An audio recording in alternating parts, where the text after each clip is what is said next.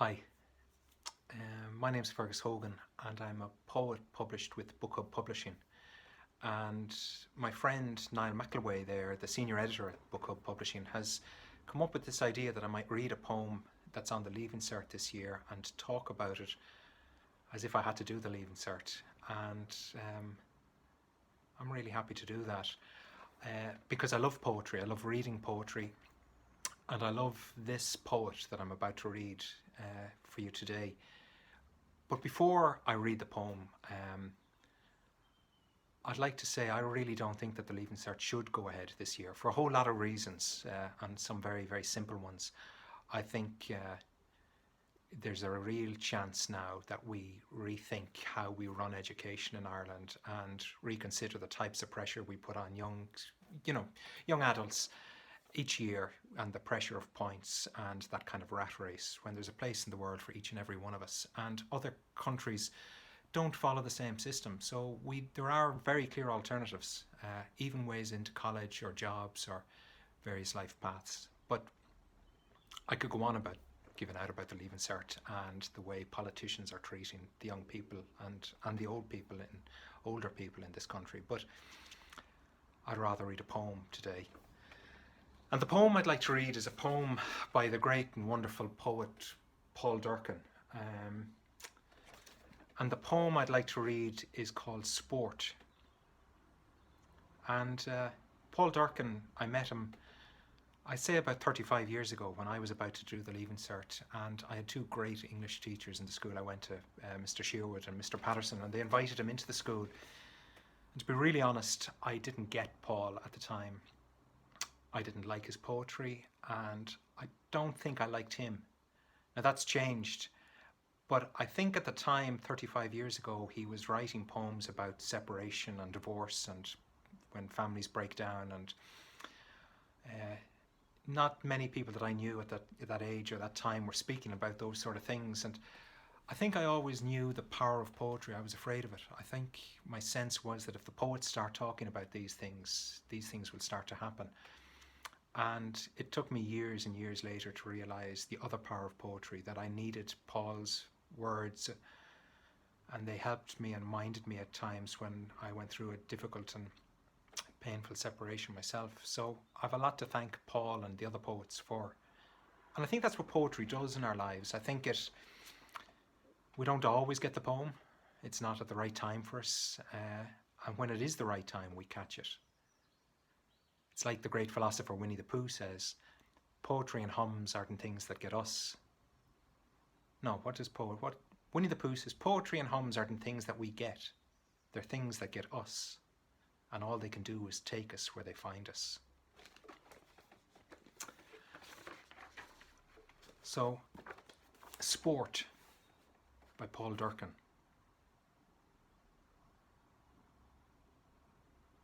There were not many fields in which I had hopes for me, but sport was one of them. On my 21st birthday, I was selected to play for Grange Gorman Mental Health Hospital in an away game against Mullingar Mental Hospital. I was a patient in B Wing. You drove all the way down 50 miles to Mullingar to stand on the sidelines and observe me. I was fearful I would let you down. Not only my team, but you. It was Gaelic football. I was selected as goalkeeper. There were big country men on the Mullingar Mental Hospital team. Men with gaping teeth, red faces, oily, frizzy hair, bushy eyebrows. Their full forward line were over 6 feet tall. 15 stone in weight, all three of them, I was informed, cases of schizophrenia. There was a rumour that their central half forward was an alcoholic solicitor who, in a lounge bar misunderstanding, had castrated his best friend, but that he had no memory of it. He had meant well, it was said. His best friend had to emigrate to Nigeria. To my surprise, I did not flinch in the goals.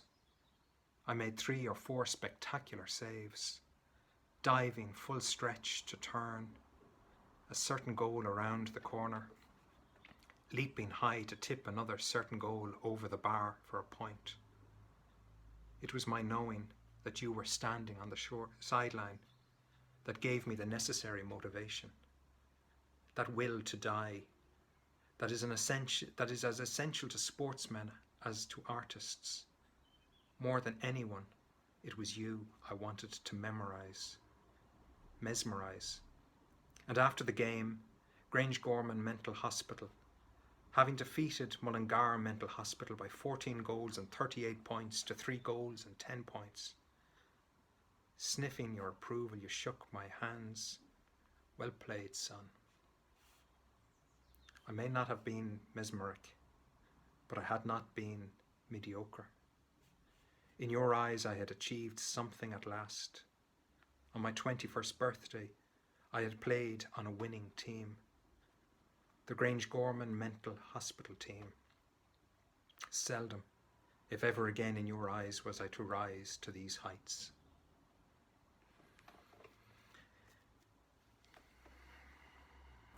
It's a grey day here in Waterford as I'm reading this poem, and I kind of always find it as a fairly grey poem to read, to be honest.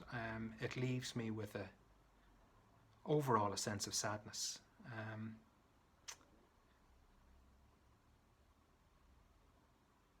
I think my sadness is the sadness of somebody at 21 being in a mental hospital or a mental health institution. The sadness of a son not satisfying his father's dreams or desires for him. The sadness of a father expecting or wanting more from a son or a daughter, something other than they are. Now there's some hope in the poem, you know, how he stretches and saves those shots that would have been goals, and how his father shook his hand. But ultimately I think the poem ends with this sad, upsetting line: seldom if ever again in your eyes was I to rise to these heights. But there's a lot in the poem. I love the play on words of fields, you know. There were not many fields in which you had hopes for me. Sport was one of them.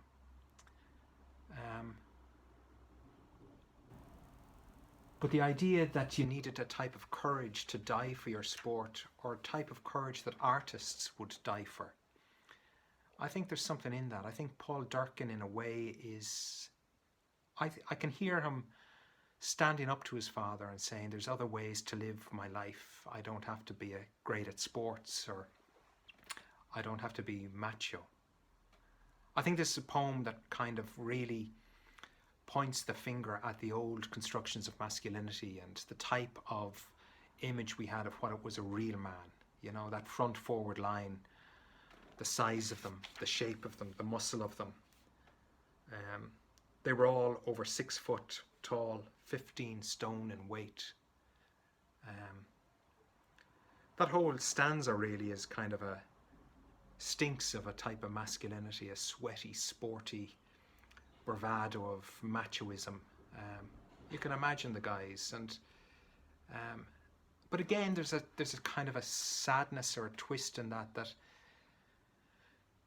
Paul also heard, or was told afterwards, that the 3 forwards were suffering or struggling with schizophrenia. So what we see on the outside, or what we imagine people to be like, or, you know, we can never really tell what's going on the inside, or behind the doors of their home, or in their relationships, or in their mind.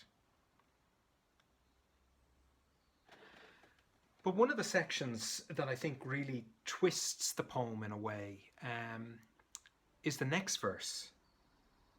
There was a rumour that their centre half forward was an alcoholic solicitor.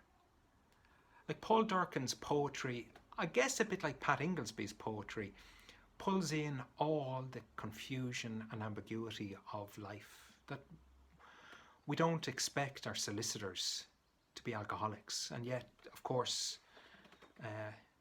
why wouldn't they be?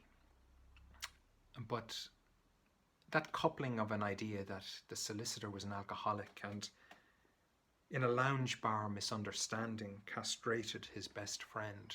Like, that's pure Middle Ireland kind of poetry there. That in a lounge bar misunderstanding he castrated his best friend. He had no memory of it at all. He had meant well. I'm beginning to think, is that a true story?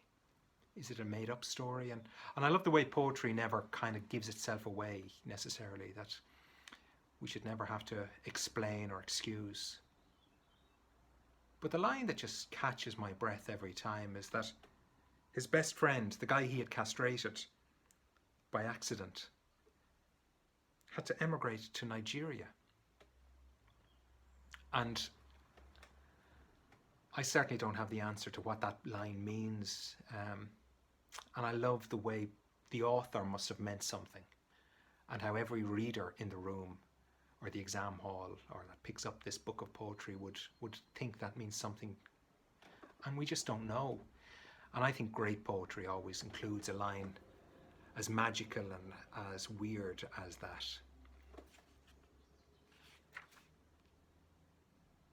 It was my knowing that you were standing on the sideline that gave me the necessary motivation, that will to die, that's essential to sportsmen as to artists.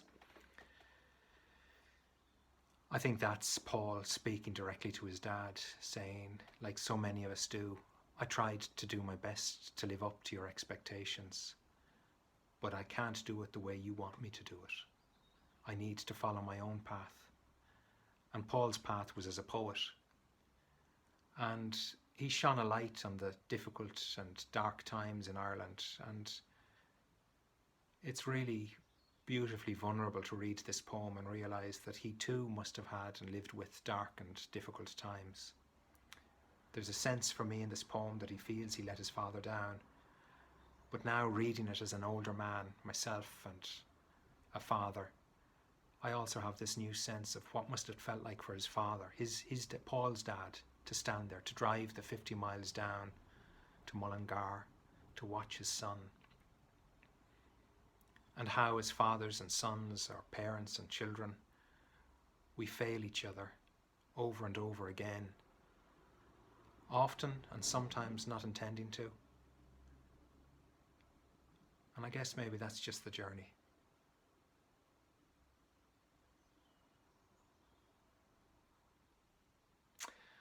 I think my favourite Paul Durcan poem, which I don't think is on the Leaving this year, comes from his book Praise in Which I Live and Move and Have My Being. And it's a poem called How I Envy the Homeless Man. How I envy the homeless man who sleeps on the pavement under my window. His self-containment, his composure, his faith in his own fate. And it goes on, if I had a gram of his integrity, his courage, his independence, even in these last years of my life, I might make a go of it, sing. I think if I was writing the Leaving Cert today or tomorrow, I'd be over the moon if Paul Durcan came and turned up, and I would simply answer the question as honestly and truthfully as I could, because I think that's the way Paul writes his poetry. And out of our brokenness, our humility and our humanity, we connect with the poems that matter to us at this moment in our lives, and we connect with the world the way it is, strange and broken, and with the possibility of once again singing. Best of luck. Keep reading the poetry. Keep reading. Study and learn for the sake of learning. Don't worry about the small stuff. The exams and the points will all pass, and there'll be a place for each and every one of us in this world afterwards. Thanks, Nylan, Book Hub Publishing. Slán Anish.